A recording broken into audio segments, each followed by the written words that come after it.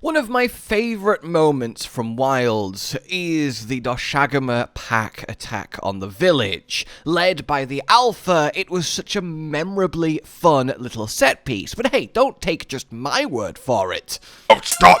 Just walk in an orderly line, guys! Anyway, Alpha Doshagama, the head honcho, the big boss, and cross me, we'll see. Move, idiots, get out of my way. Anyway, this day, we pillage the village, take the food, leave the blood spillage. Anyway, hello my fellow hunters. Let's talk title update 3. And no, I don't mean getting blasted by Omega Planetes. Though, God, I can't wait to do that. And of course, unlike that guy, I'm just going to perfect guard it with my greatsword.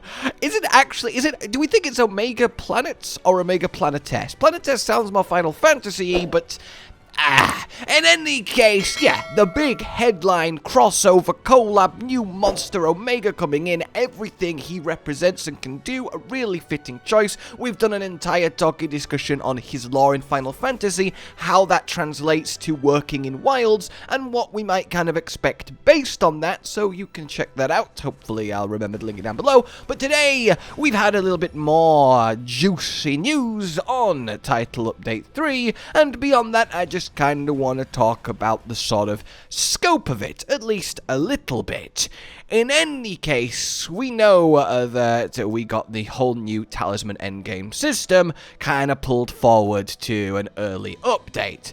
I think now in hindsight that does actually make a lot of sense, because it may take sort of the shine off Omega to couple him with a new endgame system that isn't related to him. Before this happened, we all just kind of assumed that the talisman system is obviously going to be tied to the monster. That makes sense. Maybe we get a siege like Safi, and the system or materials or reward go into the new talisman system. But no, it's 9-star monsters with their own unique rewards, and that makes talismans. It's nothing to do with Omega, so getting a feel for it, having it working before he even comes out, is actually, in hindsight, a really good decision. Who would have guessed it?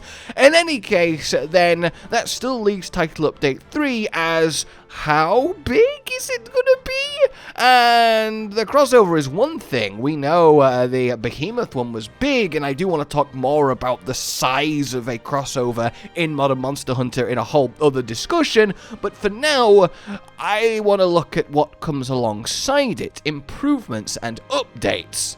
We're already then getting a glimpse of that with a recent announcement. Now, before we go into that announcement, let's get a bit of context from the director's letter. In order to diversify the lineup of quests, we are working to make it possible for Lagiacrus to appear in the Wounded Hollow, as well as other additions such as more hunts targeting packs of monsters. We are also implementing adjustments to improve gameplay, convenience, such as preventing monsters from spawning to destroying pop-up camps, and resetting cooldown and mantles upon beginning a quest. So obviously, we literally knew this kind of thing was planned, but now we've had it hard confirmed and actually shown with this.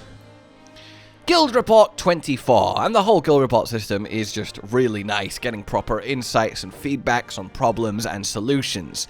We'd like to highlight 4 quality of life improvements planned for Title Update 3 at the end of September. We hope that these changes add more variety to your hunts. Number 1, Lagiacrus will now appear in the Wounded Hollow. Lagiacrus can now appear in this locale, and its behavior has been tuned around the unique characteristics of the location.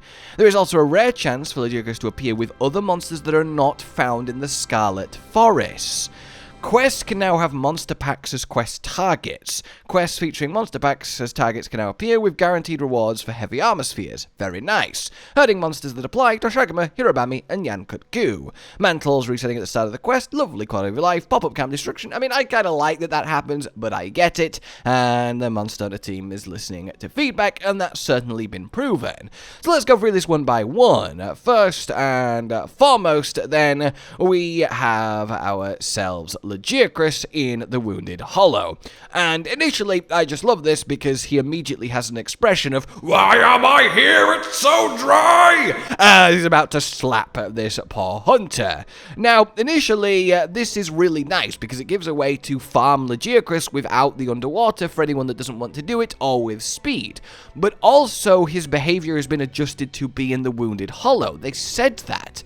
So I do wonder if there is any specialness to this, anything unique to Lagiacrus' fight in the Wounded Hollow, unless its behavior has been tuned around the unique characteristics of the location, is basically just code for it won't go underwater, but that's just obvious, right? That doesn't feel like something that needs specifying. We don't need to say about his behavior because he's not going to start becoming a cephadrome and dipping under the earth. So is he actually going to have a kind of unique interaction with the Hollow itself to keep a sort of signature part spectacle of the Lagiacrus hunt?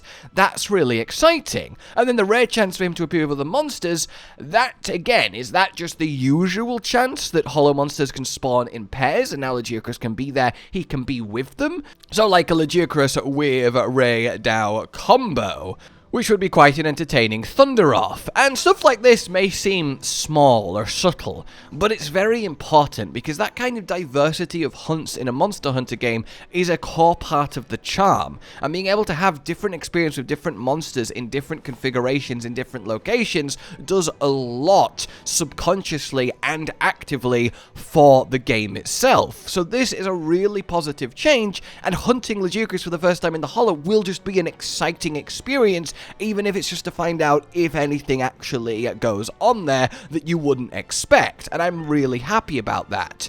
But I think I might be even happier about the pack quests.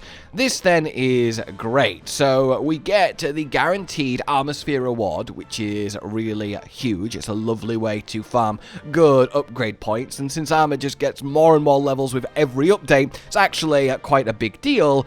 But we can now then have 4 monster hunts. Not even just the 3, of which there still only exists 1, the Triple Quematrice event quest, but a quad monster hunt, which is so awesome. Because I think when Wilds was on the path to release and we found out about Alpha Doshagamur and PAX, I think understandably everyone expected that to be a little bit more prevalent than it was, as opposed to just sort of 3 monsters that form herds and only one of them has a distinct alpha that's different. It's really cool and a really awesome mechanic, and Alpha Doshagamur and his team is really solid. And again, that set piece that I talked about at the start was so wonderful. Doshagamur's introduction is perfect. I actually think he's a really underappreciated highlight of Wilds and such a good addition to Monster Hunter as a whole. But look at this then. Alpha Doshagamur, etc. investigation, hunt all target monsters. This then literally is kill the alpha and all 3 of his herd mates. Now, you can still use your big dung pod, separate them, do them one at a time, but this is an actual quest to deliberately brawl, if you choose to, with 4 Doshagamur at once. They won't split up or go to different zones because they are a herd, so they will just stay there, all of them trying to kill you, and even though they're not tempered, but maybe they can all be tempered, that would be amazing, a tempered herd. But even though they're not super challenging, that is a super fun option with an actual worthwhile reward even to endgame hunters. And the same can be said for the Hirabami Yankutku options. Hopefully the Yankutku one is all 6 of them, because when they flock to the forest, you do get up to 6 Yankutku, I believe, and a quest for all 6 of them would be hilarious. Just all of them brawling around you as opposed to just the one. I think this is such a great introduction and definitely something that should have and could have been there from the start to interact with the packs, but it's such a good idea and I'm so happy to see it, and honestly a really good thing to look forward to in Title Update 3 as side stuff to do, because I think title updates always gain a lot from these external extra little bits going around. And it wouldn't surprise me if we get even more weapon changes in Title Update 3. It also wouldn't surprise me if we get an expansion of the talisman system, maybe new skills on there. Might not be in Title Update 3, but I think eventually it will get expanded to have more available on it. We know we're going to get more 9-star tempered monsters, and how that will take place is honestly a subject of an entire discussion. But it does seem that more and more Title Update 3 is shaping up to be a little bit meaty. And we kind of figured that would be the case because to take the talisman endgame system out of it does imply that the raw amount of things in Title Update 3 can handle losing that factor, which is quite exciting. And now that we do know it's a crossover, yeah, that does check out because again, they tend to be quite elaborate. It's not just here's a monster, go hunt it. So all of this is really, really nice to see, getting these proper guild report insights, and I really can't wait to have herd hunts and new arena configurations and hopefully get even more of the apexes in the arena. Oof, Duna would be hilarious. She'd be literally a beached whale, and I could see that resulting in a really funny quest. In any case, I would love to know what you guys think about this and how you would like to see this expanded, the herd alpha pack and new quest system, how the arena can be utilized more, and all of that loveliness. I think there is going to be a lot more to be revealed. Of course, we've only even had a teaser so far, so I'd love to know your thoughts on what you'd like to see in Title Update 3 that isn't to do with the Final Fantasy crossover. For now then, like if you enjoyed this, subscribe and hit the bell for more, consider supporting the future of the channel on Patreon down below, and until we meet again, a goodbye. Josh, Cotton, and Hollow with the videos, dropping the humor like a hammer on your tippy toes, bringing entertainment on a daily arrangement to take our insanity and turn it into entertainment. Yes, I said entertainment twice, to reiterate that it is nice to look into your faces on a mostly daily basis when you let us in your homes to make the whole world a stage. Goodbye.